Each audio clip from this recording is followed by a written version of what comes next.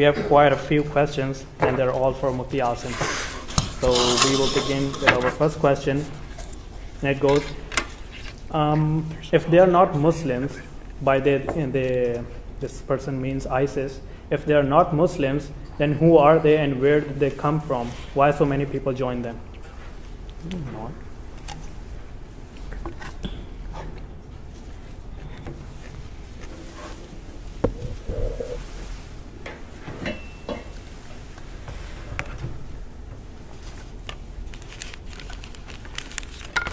Well, I don't think we can say that they're not Muslims. As long as somebody professes to be a Muslim and bears the testimony of Islam, does not do anything that nullifies the creed of Muslims, we don't have the right to say that they're not Muslim.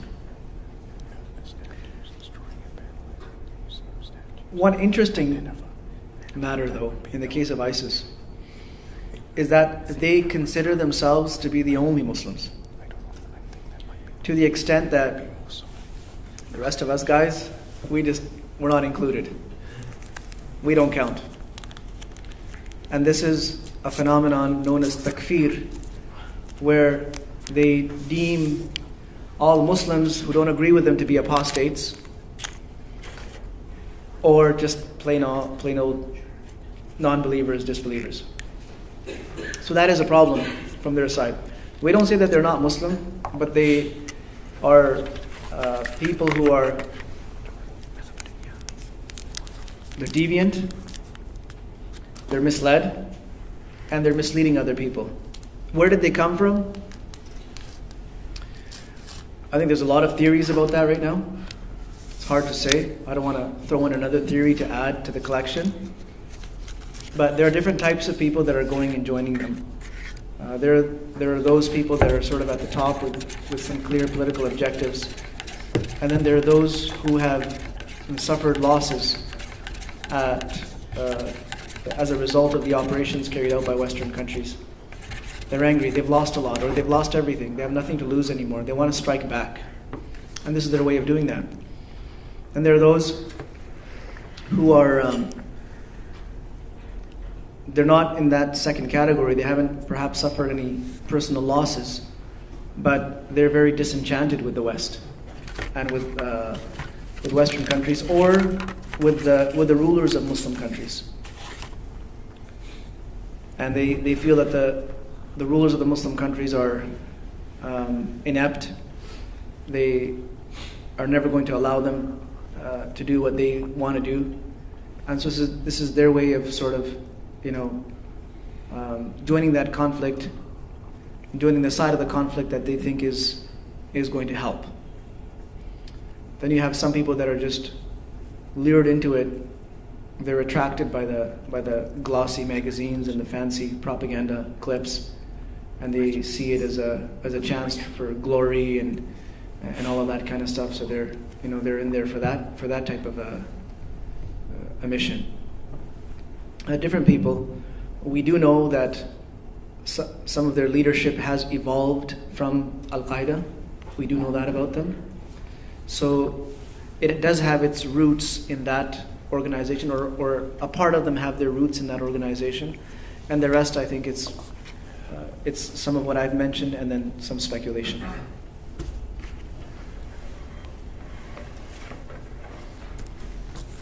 Our next question is obviously again for Mufti Asim. Is there any Islamic justification for the so-called jihadists destroying and vandalizing the museum and statues at Nineveh? It's a place in Iraq, I guess, near Mosul. These guys will destroy anything. They've destroyed the tombs of Muslim saints. They've destroyed. I was told that they destroyed the tomb of one of the greatest Muslim scholars, Imam Nawawi, who is a celebrated author of literally, the man has written almost hundreds of volumes, and such a great contributor. They just went and blew up his mausoleum. So Is there any Islamic justification? No, there's no Islamic justification. Just like there's no justification for that. They've blown up mosques, actual mosques, places of worship for Muslims. So it's like, it's just weird, and it's very disturbing when they're destroying heritage. When you're destroying heritage and you're destroying things that mean a lot to so many different people, and there's nothing to gain out of destroying it. But when you're in the business of destruction, then I guess that's your thing. That's what you do.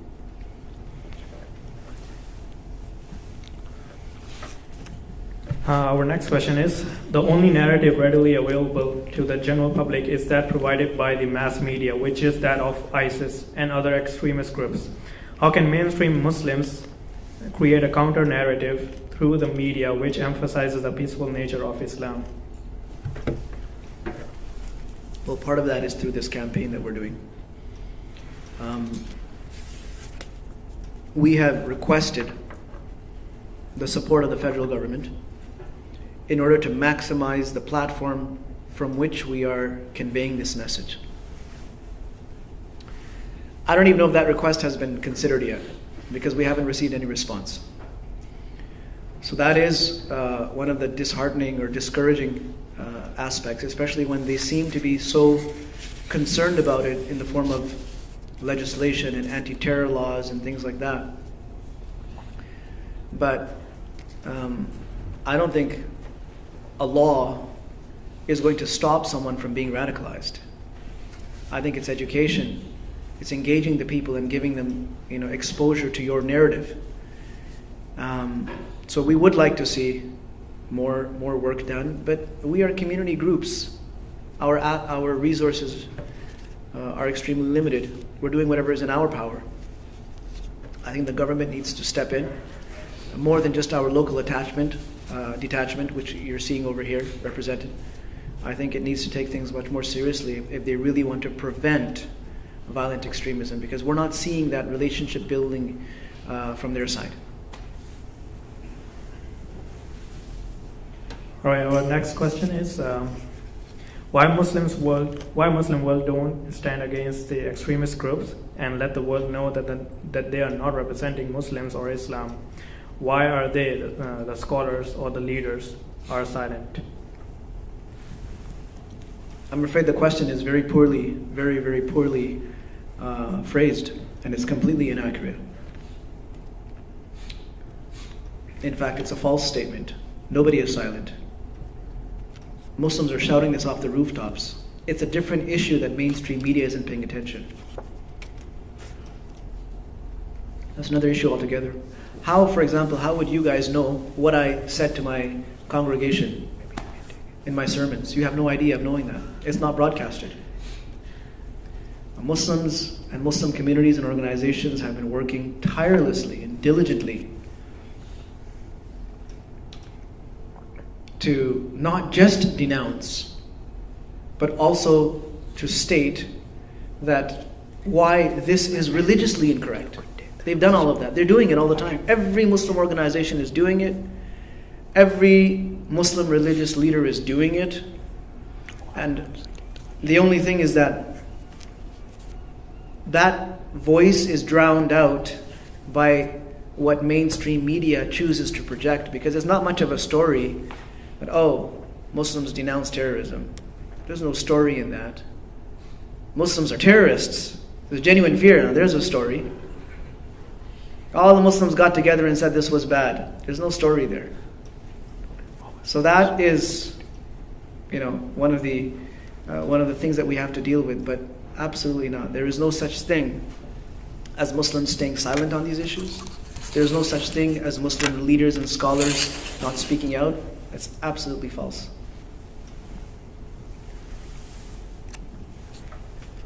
This second question is an open question. I think Derek wants to take it.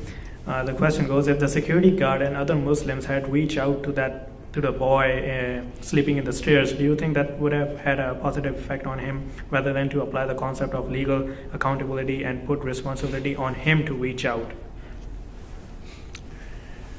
I'll just say in the case, and I think this is referring to C.A.V.E again, there were junctures earlier, his employer where he worked in Squamish along the highway, working there, he showed his employer beheading videos and had indicated that he was going to commit acts of violence.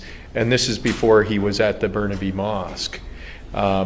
So at that point, I would say, when we talk about accountability in our community, we also would say employers and others, if there is somebody that is experiencing trouble, I would hope that the employer would actually talk to the police and discuss this. If someone's, and he was talking about doing violence at the time. So, and it's always, we always say hindsight's 20/20, right? And so we want to get that message out to our community and say, if you do see something, definitely intervene. And in the case of the mosque, and I think you're familiar with it, that Mr. Bebo had been in and out of the mosque a number of times, but he had also disappeared for a period of time from the mosque due to being arrested and incarcerated for robbery, which the people in the mosque didn't know about. And then he would reappear, and he had drug addiction issues, and he would reappear and disappear. He was up and down with wherever he had ended up. And he only had, I believe it was only 3 months at the Burnaby Mosque on and off of appearing and reappearing. And so that's the other thing too. When you have people cycling through the addiction side of the house, you're going to get very erratic time periods where they show up, they leave, and they're not. And evidently, from I attended the press conference with the British Columbia Muslim Association, and he didn't interact with the community itself. The community engaged him, but he didn't. He became upset about people that were of other faiths attending the mosque, and that's when he came into contact with the, I believe, the mosque president and the others at that location, because he didn't want non-believers in the mosque. But like I say, you're dealing with somebody who cycles in and out, and they had engaged him, but he was looking for a place to stay. He was moving back into Vancouver. He was in and out, and he was a more difficult individual, I believe, with it when we talk about that with contacts. And going back to the time of even his employer, those were indicators we knew. In essence, looking at the bigger picture, that yes, there were problems, but people didn't come forward to talk to us about those interactions with him, which are troubling, definitely. Okay. Right, thank you. There's another question. Since the fall of the Ottoman Empire, Muslims have longed for a Muslim state. How should Muslims achieve this? Honestly, that's not the scope of our talk. How should Muslims achieve an Islamic state?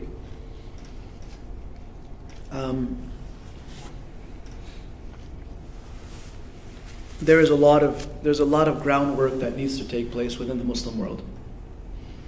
The Ottoman Empire was dismantled because of many factors. And until those factors are addressed, and a repetition of those same elements is not carefully avoided, there's no system that will last.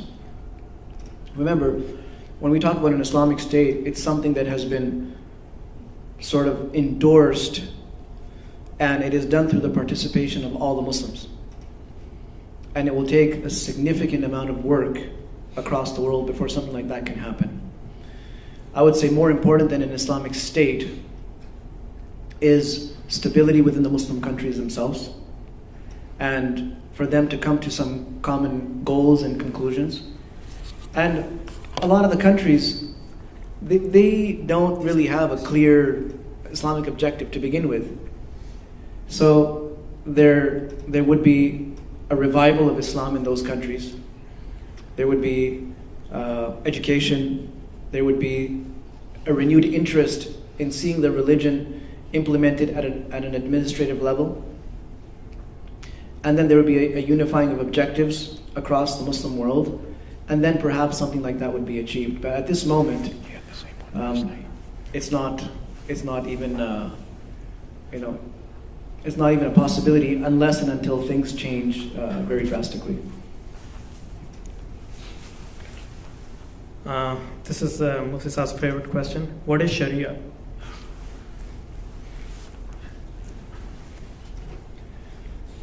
Sharia just means the laws and the teachings of Islam. It includes creed, worships, behaviors, rights and duties and obligations. It includes economic activity. It includes earning and spending and all of those things. So it's a very broad term. It covers basically the whole scope of Islamic teachings. The term gains popularity in the West because it is used in a specific context by certain Western writers who use Sharia law to indicate certain aspects of the Islamic penal code. And what the word unfortunately has come to represent today is those penalties, those corporal punishments that are administered, as a result of certain acts. But the Sharia itself, it just means the whole body of Islamic law. And I think I'll just keep it to that. This question is also an open question. What causes the radicalization? I'll go into detail, not a lot of detail. It's a complicated subject, and it is something that is, I would say, radicalization is something that when you look at it, it is and we have a variety of viewpoints even in our own office. And when we talk about radicalization, it is a process that a person goes through, and anybody can be radical out there, and I'll talk about that too. Radical ideas or things like that, completely legal in a free and just society. That's how light bulbs, cars, a variety of things, computers, things became invented. It's when the radicalization moves through toward violent extremism, when the person is talking about openly hurting groups of people and carrying that through, is when you cross a threshold, and there will be a variety of things that they will do to test that, and those behaviors will become evident. So it is something that does the person become radicalized by watching online videos? They're going to meet like-minded individuals online. They may associate. When you have individuals who we call lone offenders or lone actors, they may in their mind believe they're acting with a group, but they may have been rejected by a group. But in their mind, they believe that they're on the team, even though they may not be. But it is something where when they move through it, it could be through their social network that is helping to radicalize them, and a combination of things online. It could be individuals that are helping to radicalize those individuals. And we talk about that too. People who are recruiting other people, be it extreme white supremacist groups as well. We have those in our society. They recruit young people, people that are also vulnerable. And those recruiters look for things specifically too. They will look at a person, or they will go to a place where individuals are disenfranchised or feeling on the edge. These people are like they're predatory in nature, but they will use hooks, they will talk to people and things like that. So radicalization comes through a variety of means. It could be a combination of recruiters, it could be online, it could be with their social network. The individuals that were from Calgary, or that attended Thompson Rivers University, for example, they belonged to a social group, a social network, and they didn't go to a mosque. They went to another location where they got together, but they were of like mind. It was part of their social network that moved them toward where they were going. So to be short, it is a complicated process. It goes through a variety of steps, and then it moves through, as you move through radicalization, the end product is violence, of carrying out a violent act that's premeditated, it's planned, and it's also one that's indiscriminate, but it's used as a tool. And that's how they go through that planning process. But it is something that is through a variety of means. And it's not just one single thing that's going to do that. Anything to add to that? No, that's fine. Well, I can say one thing. Yes. Sure. There's another feature of the radicalization that leads to violent extremism that we are seeing consistently, and that is that they're not content with the mainstream interpretation of the religion. And they keep turning to alternate sources as opposed to the general body of Islam and Muslims. They're not content with it. And this thought is implanted in their minds that, this is all too soft. This is all too soft. It's all too idealistic. It doesn't deal with the realities. The realities are much tougher. It's a very difficult world out there. And, these imams or these scholars, they have no idea, or they're sellouts, or they're just dancing to the tune of the West, or they're just trying to please their Western masters.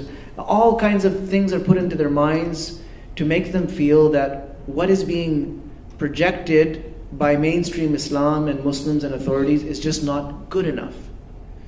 And so we need to take matters into our own hands. We need to be concerned with the real deal. So that's another feature. And where we see people moving away from the body of mainstream Islam and the main congregation, that is one of the things that, it could be an issue of concern for us. We have one last question. Does Quran promote violence as it contains violent verses commanding people to kill?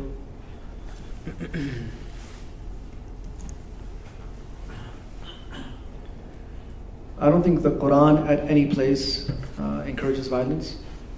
There's not a single passage in the Quran that encourages violence. The verses that people are using in a violent way are the verses that, as I mentioned, the verses that deal with war itself. And war is not about passing around roses. Okay, and war is not about discussions on tables. War is war. It's about killing or being killed. There is a discussion that the president of a country will have at their inauguration ceremony.